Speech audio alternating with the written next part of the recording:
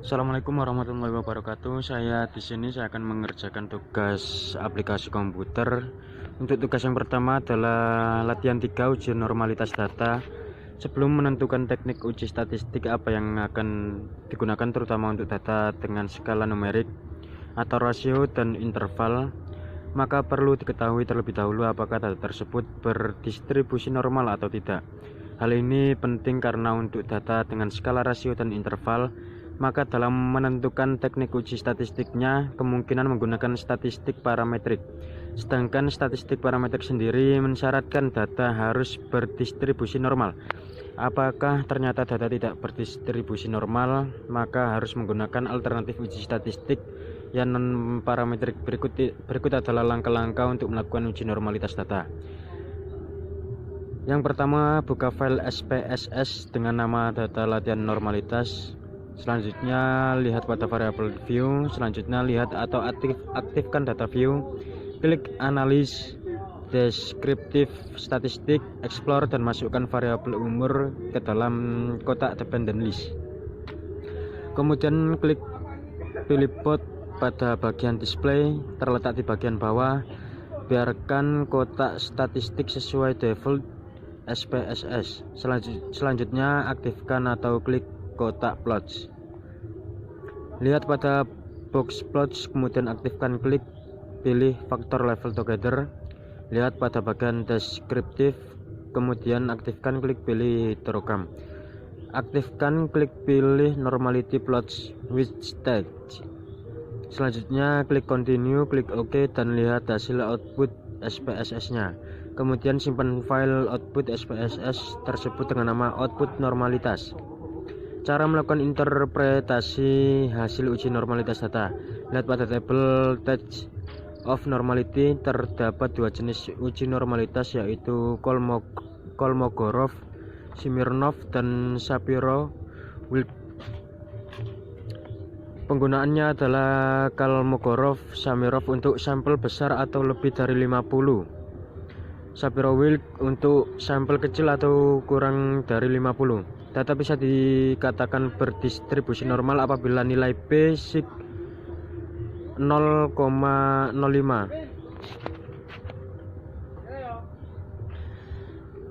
Baik pada Kolmogorov, Smirnov, atau Shapiro-Wilk.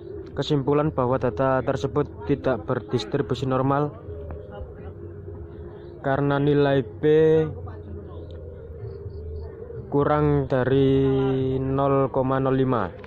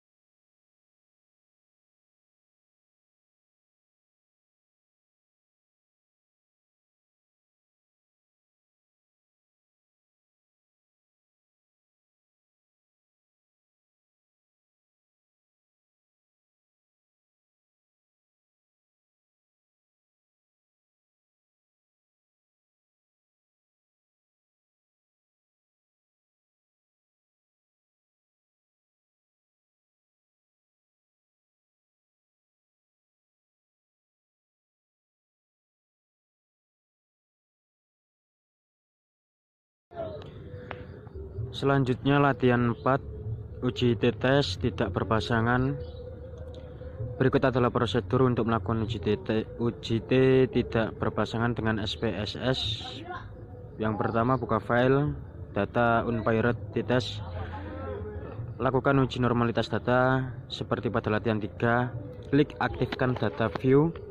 Klik analis, deskriptif, statistik, explore, dan masukkan variabel skor ke dalam kotak dependent list dan variabel suami pada kotak faktor list. Kemudian klik atau pilih port pada bagian display terletak di bagian bawah. Biarkan kotak statistik sesuai default SPSS. Selanjutnya aktifkan klik kotak plots. Lihat pada box plots, kemudian aktifkan faktor level together. Lihat pada bagian deskriptif, kemudian aktifkan pilih histogram, aktifkan normality plot switch test. Selanjutnya klik continue, klik OK dan lihat hasil output SPSS-nya.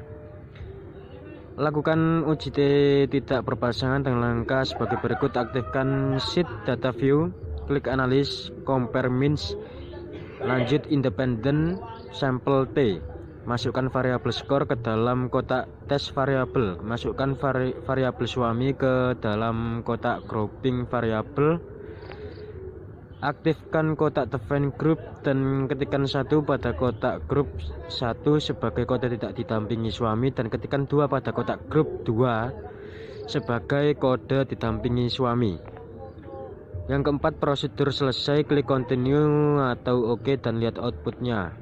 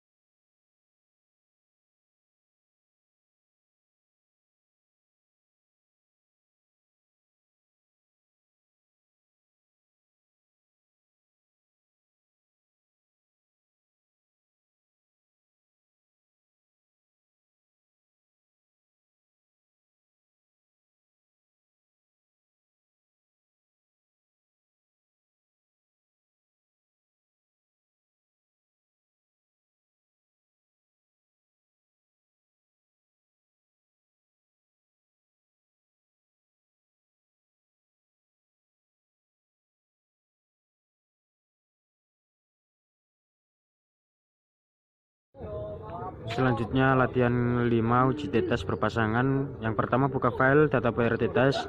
Yang kedua, lakukan uji normalitas data terlebih dahulu seperti latihan 3 atau 4. Setelah yang ketiga, setelah uji normalitas data dilakukan dan terbukti bahwa data berdistribusi normal, maka langkah selanjutnya adalah aktifkan sheet data view pada file data PRT test. Yang keempat, klik analis, compare means, pirate sample T. Yang kelima, masukkan variabel PMI pre dan PMI post ke dalam kotak pirate variabel. Yang keenam, kemudian klik OK dan lihat hasil atau outputnya.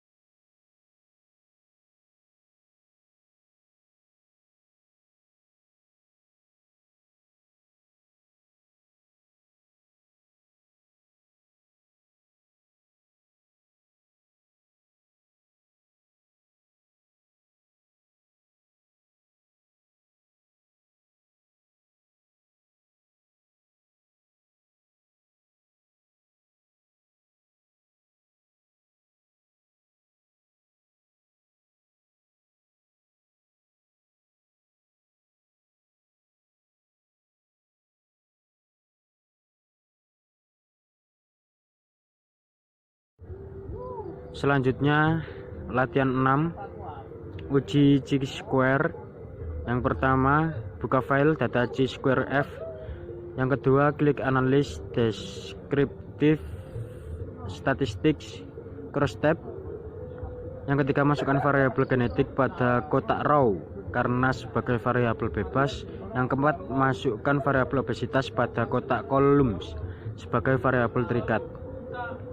Yang kelima, kemudian klik kotak statistik dan pilih centang chi-square, dilanjutkan dengan klik continue. Yang keenam, klik aktifkan kotak sel lalu pilih atau centang observed dan expected pada kotak count dan dilanjutkan dengan klik continue. Yang ketujuh, proses selesai, klik continue dan kemudian OK dan lihat hasilnya.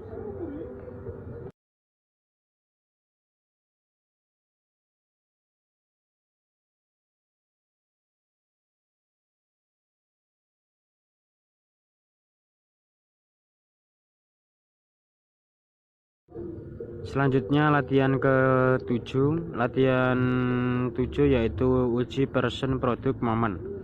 Yang pertama, langkah-langkah yang harus dilakukan untuk membuktikan atau menguji hipotesa tersebut adalah buka file person.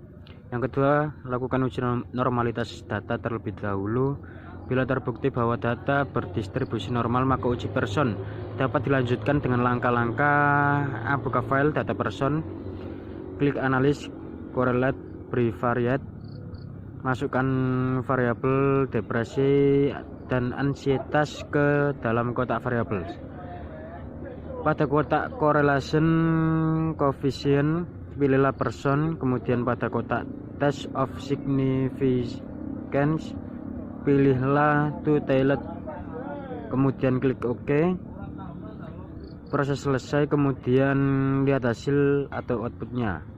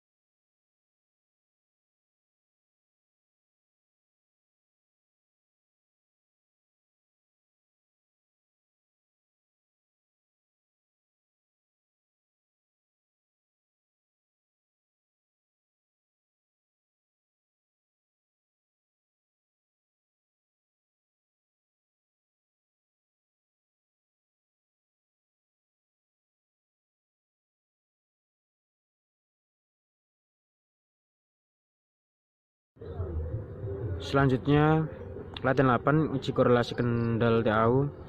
Buka file data kendal TAU, klik analysis, correlates, bivariate, kemudian variabel somatik dan sosial ke dalam kotak variabel. Pada kotak correlation coefficient, pilihlah kendal TAU B, kemudian pada kotak test of significance, pilihlah two-tailed.